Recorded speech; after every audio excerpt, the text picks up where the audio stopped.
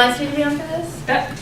No, you're just. Okay. Just say it still. The kitchen is now abandoned farmhouse of John Wright. A gloomy kitchen and left without having been put in order. Unwashed pans under the sink, a loaf of bread outside the bread box, a dish towel on the table, other signs of incompleted work. At the rear outer door opens and the sheriff comes in, followed by the county attorney and Hill. The sheriff and Hill are men in the middle life. The county attorney is a young man. All are much bundled up and go at once to the stove. They are followed by the two women, the sheriff's wife first.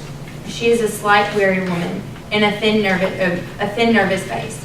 Mrs. Hill is larger and would ordinarily be called more comfortable looking, but she is disturbed now and looks fearfully about as she enters. The women have come in slowly and stand together near the door, rubbing his hands. This feels good. Come over to the fire, ladies. After taking a step forward, I'm not that cold. unbuttoning his overcoat and stepping away from the stove as to mark the beginning of official business. Now, Mr. Hale, before we move things about, you explained to Mr. Henderson just what you saw when you came here yesterday morning. By the way, has anything been moved? Are things just the way they were yesterday? Looking about, It's just the same. When it dropped below zero last night, I thought I'd better send Frank out this morning to make a fire for us. No use getting pneumonia with a big case on. But I told him not to touch anything except the stove. And, you know Frank. Somebody should have been left here yesterday. Oh, yesterday, when I had to send Frank to Morris Center for that man who went crazy. I want you to know I had my hands full yesterday. I knew you could get back from Omaha by today, and as long as I went over everything here myself. Well, Mr. Hill, tell me exactly what happened when you came here yesterday morning. Harry and I had started to town with a load of potatoes. We came along with the road from my place, and as I got here, I said, I'm going to see if I can get John White to go in with me on party telephone. I spoke to Wright about it once before, and he put me on, saying folks talk too much anyway. And all he asked was peace and quiet. I guess you know about how much he talked himself, but I thought maybe if I went to the house and talked about it before his wife. So I said to her that I didn't know what his wife wanted made much difference to John. Let's talk about that later, Mr. Hill. I do want to talk about that, but tell me now just what happened when you got to the house. Well, I didn't hear or see anything. I knocked on the door.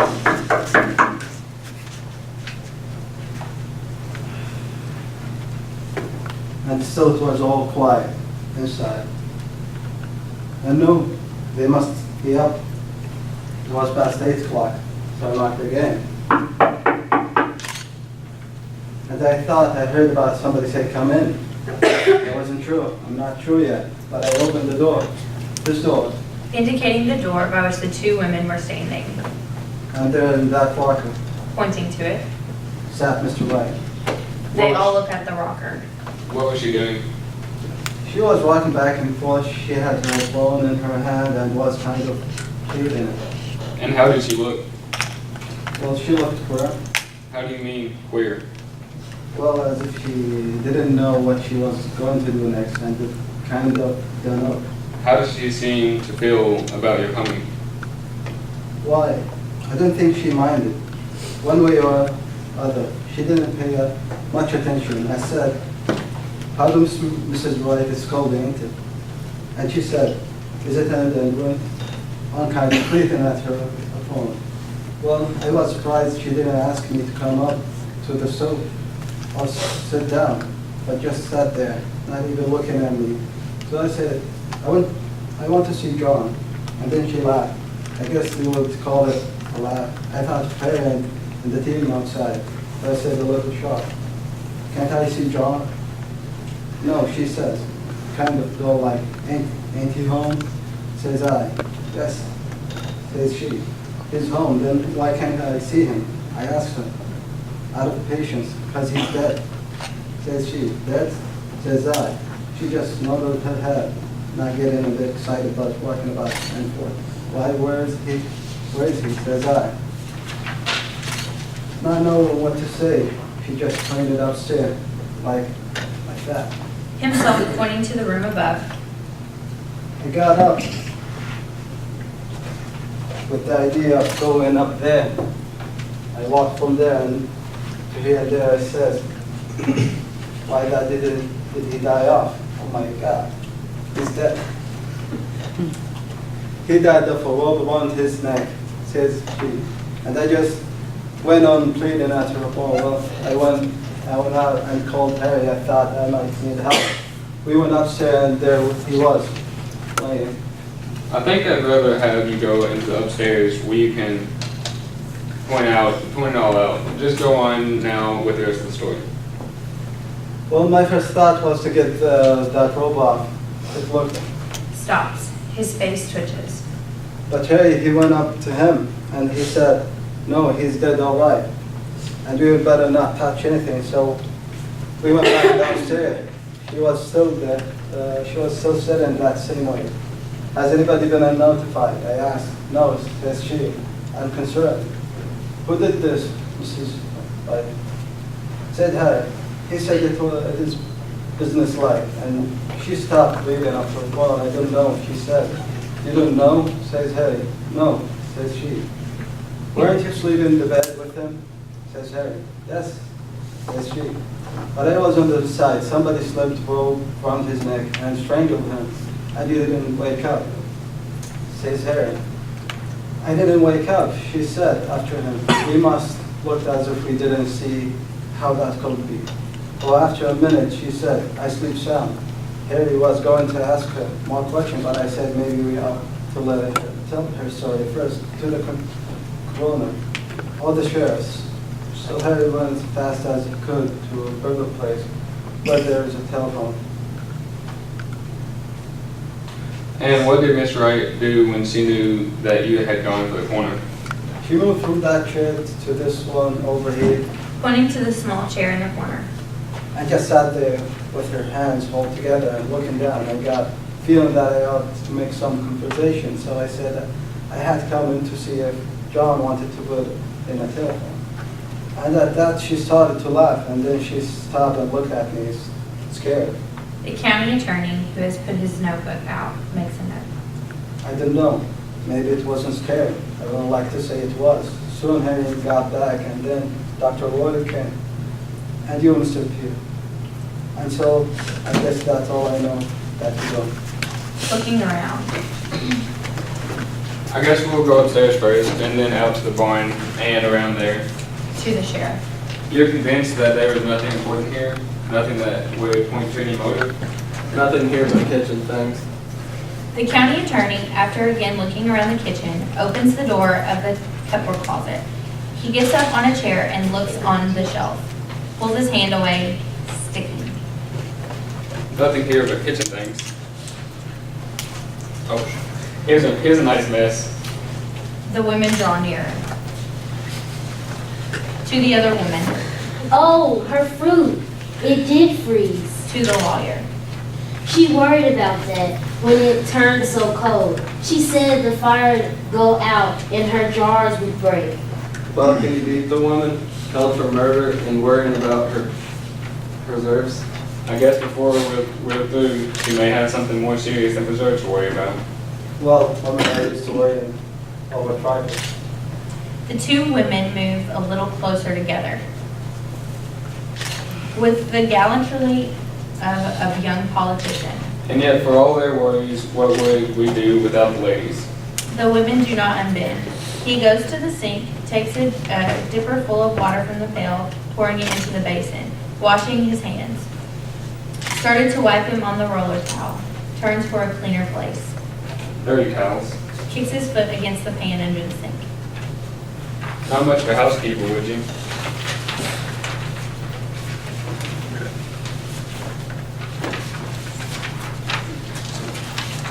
Would you say, ladies? There's a great deal of work to be done on the farm.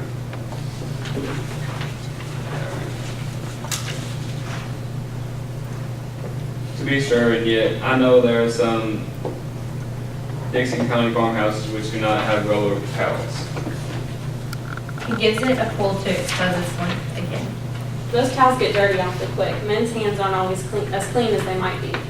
Oh, loyalty to sex, I see. But you and Miss Wright are neighbors. I suppose you're friends too. Shaking her head. I've not seen much of her in late years. I've not been in this house, it's more than a year. And why was that? You didn't like her? I liked her all well enough. Farmers' wives have their hands full, Mr. Henderson. And then Yes. Looking about. it never seemed a very cheerful place. No? It's not cheerful? I shouldn't say she had homemaking instinct. Well, I don't know it's right had either. You mean that they didn't get on very well? No, I don't mean anything. But I don't think a place would be any cheerfuler for John Wright's being in it.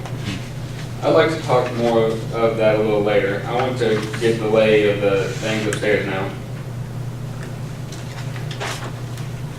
I suppose anything Mrs. Peters does will be all right. She was to take in some clothes for her, you know, and a few little things. We left in such a hurry yesterday. Yes, but I would like to see what you take, Mr. Peters, and keep an eye out for anything that might be of use to us. Yes, Mr. Henderson. The women listen to the men's steps in the stairs and then look about the kitchen. I'd hate to have men coming into my kitchen, snooping around and criticizing. She arranges the pan under the sink, which the lawyer had shoved out of place. Of course, it's no more than your duty. Duty's all right, but I guess that deputy sheriff came out to make the fire might have got a little of this on. Gives the roller towel a pull. Wish I'd thought of that sooner. Seems mean to talk about her for not having things slicked up when she had to come away in such a hurry. Who has gone to the table in the left rear corner of the room and lifted one of the ends of the towel that covered the pan. She had bread set. Standing still. Eyes fixed on the loaf of bread beside the bread box, which is on a low shelf at the other side of the room. Move slowly towards it. She was going to put this in there. Picks up the loaf, then abruptly drops it. It's in a manner of returning to familiar things. It's a shame about her fruit. I wonder if it's all gone. Gets up on the chair and looks.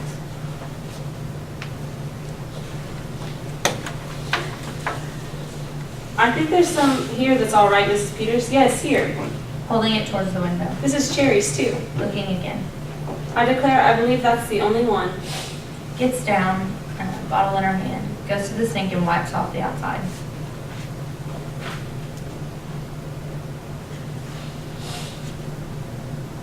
She'll feel awful bad after all her hard work in the hot weather. I remember the afternoon I put up my cherries last summer. She puts the bottle on the big kitchen table, center of the room. With a sigh, is about to sit down in the rocking chair. Before she is seated, realize what chair it is. With a slow look at it, steps back. The chair which she had touched rocks back and forth. Well, I must get those things from the front room closet. She goes to the door at the right, but after looking into the other room, steps back. You're coming with me, Mrs. Hill? I thought you could help me carry them. They go in the other room, reappear, Mrs. Peters carrying a dress and skirt, Mrs. Hill following with a pair of shoes.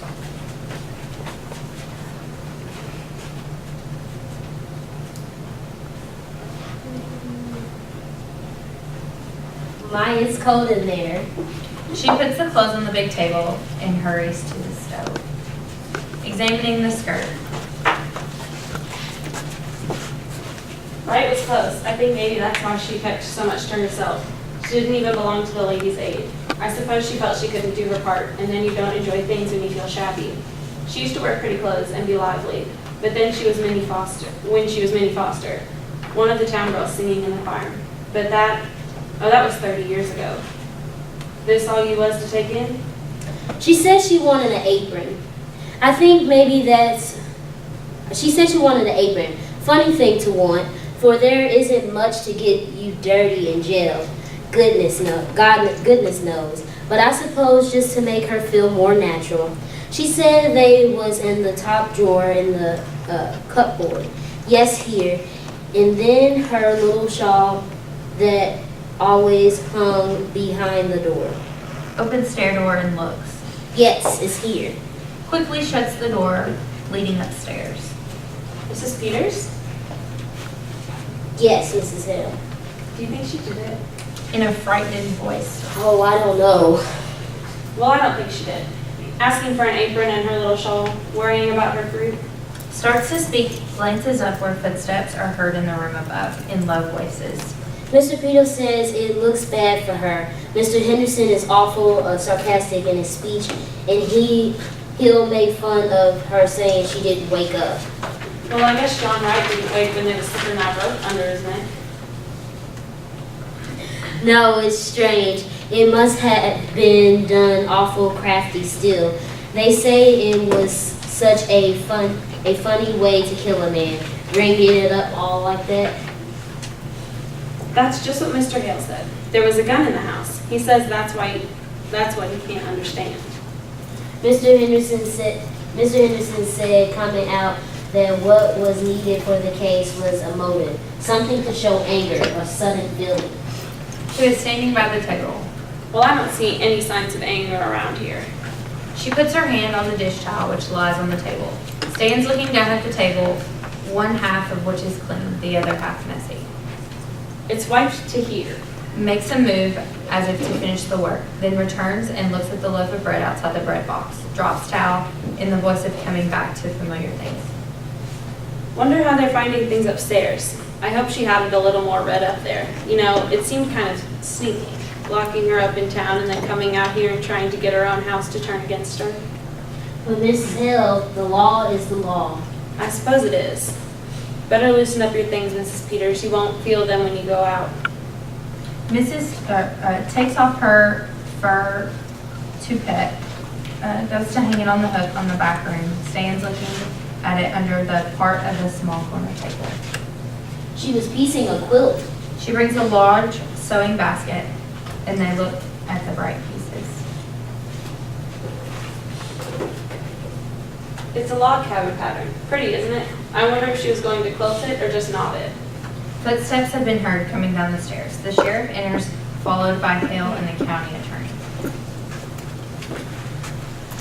I wonder if she was going to quilt it or just nod it. The men laugh. The women look abashed. Rubbing his hands over the stove, Mike's car didn't do much up there, did it? Well, let's go out to the barn and get cleared that and do it up. the men go outside. I don't know if there's anything so strange. Our taking up our time with little things while we're waiting for them to get the evidence. She sits down at the big table, smoothing out the block with decision.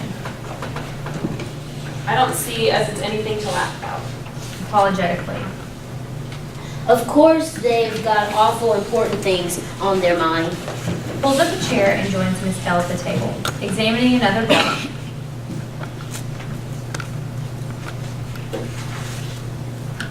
Mrs. Peters, look at this one. Here, this is the one she was working on.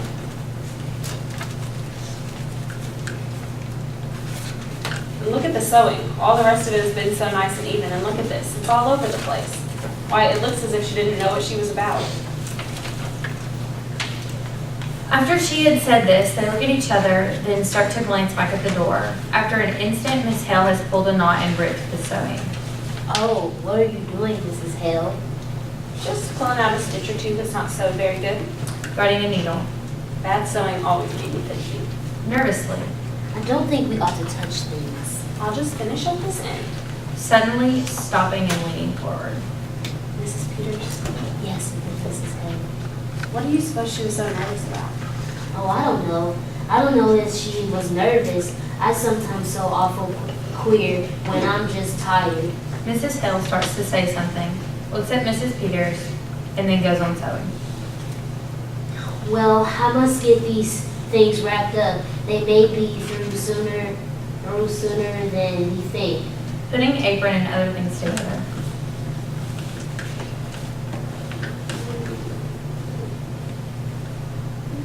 I wonder where I can find a piece of paper and string.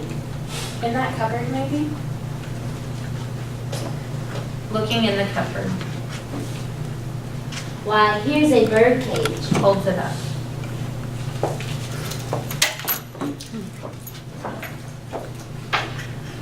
Here's a bird cage. Did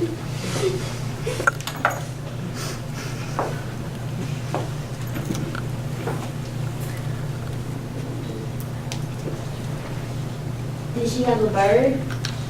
Why, I don't know whether she did or not. I've not been here for so long. There was a man around last year selling canaries cheap, but I don't know if she took one. Maybe she did. She used to sing real pretty, so. Glancing around, Seems funny to think of a bird here, but she must have had one, or why would she have a cage?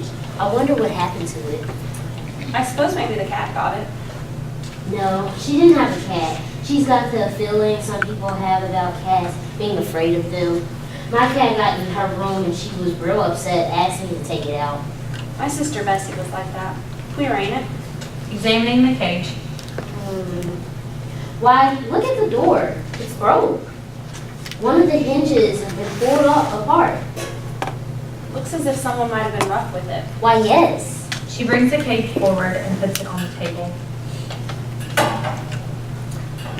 I wish if they're gonna find any evidence, they'd be about it. I don't like this place. Oh, well, I'm awful glad you came with me, Mrs. Hill. It would have been lonesome to be sitting here alone. It would, wouldn't it? Dropping her sewing. But I tell you what I do wish, Mrs. Peters. I wish I'd come over sometime when she was here.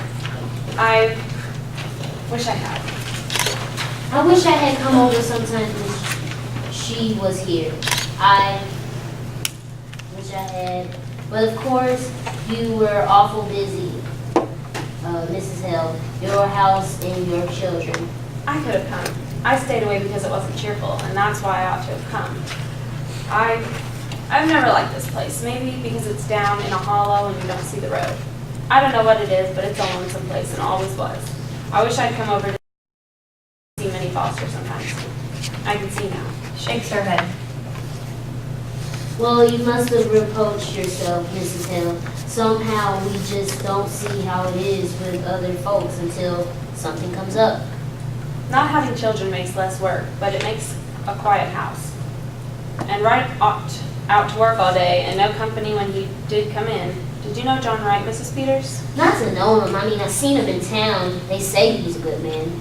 Yes, good. He didn't drink and kept his word as well as most, I guess, and paid his debts. But he was a hard man, Mrs. Peters. Just to pass the time of day with him, Shivers. like a raw wind that gets to the bone. Pauses her eyes, falling on the cage. I should think she would have wanted a bird. But what do you suppose went in it? I don't know. I don't know unless it got sick and died. She reaches over and swings the broken door. Swings it again. Both women watch it. You weren't raised around here, were you? Mrs. Peters shakes her head. You didn't know her? Not till they brought her yesterday. Come to think of it, she was kind of like a bird herself. Real sweet and pretty, but kind of timid and fluttery. How she did change. Silence. Then as if struck by a happy thought and relieved to get back to everyday things. Tell you what, Mrs. Peters, why don't you take the quilts in with you? It might take up her mind. Why, I think that's a real nice idea, Mrs. Hill. There couldn't possibly be any objection to it, could there? Now, just what would I take? I wonder if her patches are in here. They look in the sewing basket. Here's some red. I expect this has got some sewing things in it. Brings out a fancy box. What a pretty box. Looks like something somebody would give you. Maybe her scissors are in here. Opens box and suddenly puts her hand to her nose. Why, Mrs. Peters bends nearer, then There's- turns her face away. there's something wrapped up in this piece of silk. Why? This isn't her scissors. Lifting the silk, Oh, Mrs. Peters, it's... Mrs. Peters bends closer. It's the bird! Jumping up, But Mrs. Peters, look at it. Its neck. Look at its neck. It's all... the other side, too. Somebody wrung its neck. their eyes meet. A look of growing comprehension of horror. Steps there are heard outside. Mrs. Hill slips box under quilt pieces and sinks into her chair. Enter sheriff and county attorney. Mrs. Peter rises. As one turning from serious things to little pleasantries. Well, ladies, have you decided whether she was going to quill it or not it? We think she was going to knot it. Well, that's interesting. I'm sure. Sees the bird cage. Has the bird flown? We think the cat caught it. Preoccupied. Is there a cat? Mrs. Hill glances in the quick cupboard away from Mrs. Peters. Well, not now. They superstitious, you know. They leave. To Sheriff Peters, continuing interrupted conversation. No sign at all of anyone having come from the outside their own rope. Now let's go up again and go over it piece by piece. They start upstairs.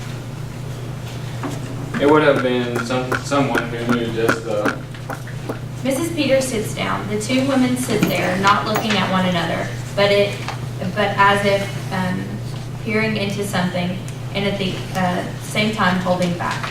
When they talk now, it is in a manner of feeling their way over strange ground, as if afraid of what they are saying, but as if they cannot help saying it. She liked the bird. She was going to bury it in that pretty box. In a whisper. When I was a girl, my kitten, there was a boy took a hatchet, and before my eyes, and before I could get there, Covers her face in an instant. if they hadn't helped me back, I would have had it. Catches herself, looks upstairs where steps are heard. Her pulse really weakens. With a slow look around her, I wonder how it would seem never to have any children around. pause. No, Wright wouldn't like the bird. A thing that sang. She used to sing. He killed that too. Moving uneasily. We don't know who killed the bird. I knew John Wright. It was an awful thing was done in the house that night. Mrs. Hale killing a man while he slipping a rope around his neck that choked the life out of him. Her hand goes out and rests on the bird cage. His neck choked the life out of him. Her hand goes out and rests on the bird cage. We don't know who killed him. We don't know. If there had been years and years of nothing, then a bird to sing to you, it would be awful. Still after the bird was still. Something within her speaking. I know what stillness is. When we was homesteaded in Dakota and my first baby died after he was 2 years old, and me with no one other than Moving.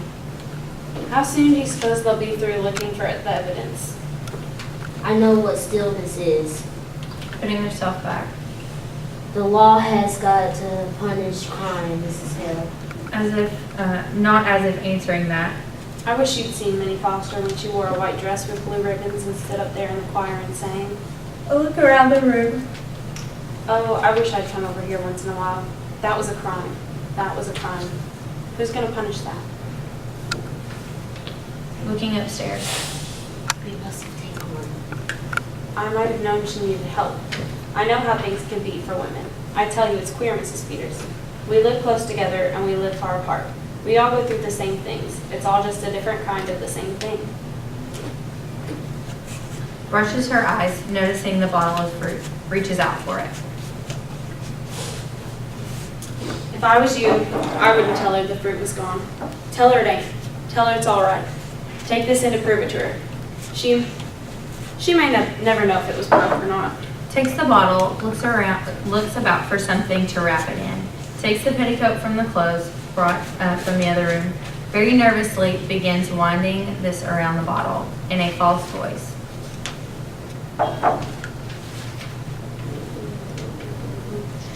My, it's a good thing the man couldn't hear us. Wouldn't they just laugh? Getting all stirred up over a little thing like a dead canary, as if they could have anything to do with, wouldn't they laugh? The men are heard coming downstairs. Under her breath.